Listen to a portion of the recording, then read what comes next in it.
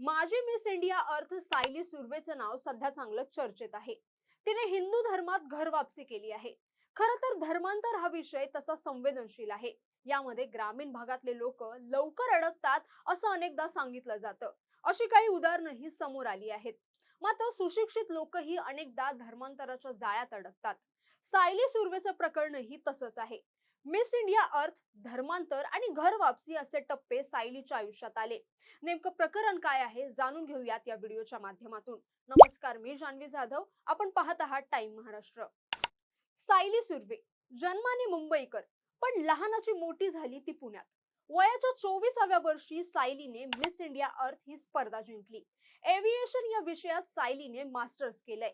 तिच्या करिअरची सुरुवात तिने मॉडेलिंग आणि सौंदर्य स्पर्धांमधून केली. नंतर तिने धर्मांतरही केलं.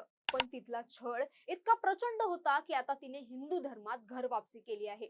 सायली सुर्वेने हा आरोप केला आहे की तिच्या पतीने जबरदस्तीने तिचं धर्मांतर केलं आणि तिचा शारीरिक तसंच मानसिक छळ केला. सायली सुर्वेने 10 वर्षांपूर्वी आई वडिलांचा विरोध झुगारत मोहम्मद आतिफ नावाच्या तरुणाशी प्रेमविवाह केला होता.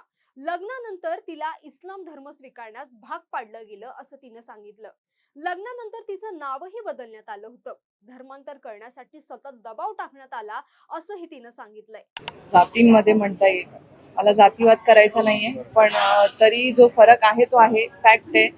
आणि मला खूप खूप बरं वाटतंय की आपली लोक आपल्यासाठी उभी राहतात. म्हणून ज्या कोणी मुली अशा प्रकरणात सहन करत असतील अशा गोष्टी, त्यांनी प्लीज सहन करू नये. हे आयुष्य आपल्याला देवानी दिलंय, ते असल्या रावणांसमोर हरून जाण्यासाठी नाहीये. म्हणून आपल्या लोकांचा नेहमी सपोर्ट असतो. त्यांच्याशी प्लीज कॉन्टॅक्ट करा आणि खचून जाऊ नका. अन्याय सहन करण्याची माझी ताकद संपली होती. मला एक प्रोडक्ट म्हणून वापरलं गेलं अशी तीव्र प्रतिक्रिया यावेळी सायली सुर्वेने दिली आहे. कोई भी धर्म को मुझे बुरा बोलना या गलत दिखाना अच्छा नहीं लगता था, लेकिन मैं जो बचपन से सीखते आई हूँ, मैंने बहुत टाइम तक कोशिश की कि मैं वो करते रहूँ. बाद में जब ओपनली उसका विरोध किया गया, तब मुझे बंद करना पड़ा. और तब धीरे धीरे मुझे ऐसा दिखाया गया कि दूसरे कोई भी धर्म में ऐसी चीज़ें नहीं है या फैक्ट नहीं है जो इस्लाम में है. ऐसी सारी चीज़ें बोल के फिर मुझे नमाज वगैरह सिखाया गया. मैंने थोड़े दिन नमाज वगैरह भी पढ़ा है. लेकिन इंसानियत ही नहीं है. अगर कोई इंसान में जिसके लिए आप सब छोड़ के आए हो, कोशिश कर रहे हो पूरी, लेकिन वो इंसान में इंसानियत नहीं है. आपको एक प्रोडक्ट के दर्जे पे अगर वो लाके रख देता है, तो फिर मन से सारी चीज़ें हट जाती है. और फिर तब से मैंने बंद कर दिया. सायलीला परत हिंदू धर्मात घेण्यासाठी होम हवन, मंत्रोच्चार करण्याची प्रक्रिया राबवण्यात आली. याशिवाय सायलीला लग्नानंतर आतेजा तासे असं नामकरण तिचं करण्यात आलं होतं. ते नाव बदलून शुद्धीकरण प्रक्रियेत पुन्हा तिचं नामकरण करत तिला आद्या सुर्वे हे नाव देण्यात आलंय. घरच्यांचा विरोध झुगारून सायलीने लग्न केलं होतं. मात्र आतिफशी लग्न करणं ही माझी सर्वात मोठी चूक होती. लग्न झाल्यानंतर सतत आपला छळ केला गेला असा गंभीर आरोप सायलीने केलाय.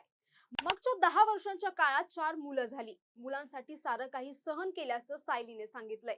विशेष म्हणजे हिंदुत्वाच्या मुद्द्यासाठी मागील काही काळापासून चर्चेत असलेल्या भाजपच्या खासदार मेधा कुलकर्णी यांच्या उपस्थितीत हिंदू धर्मात पुन्हा प्रवेश करून घेण्यात आलाय.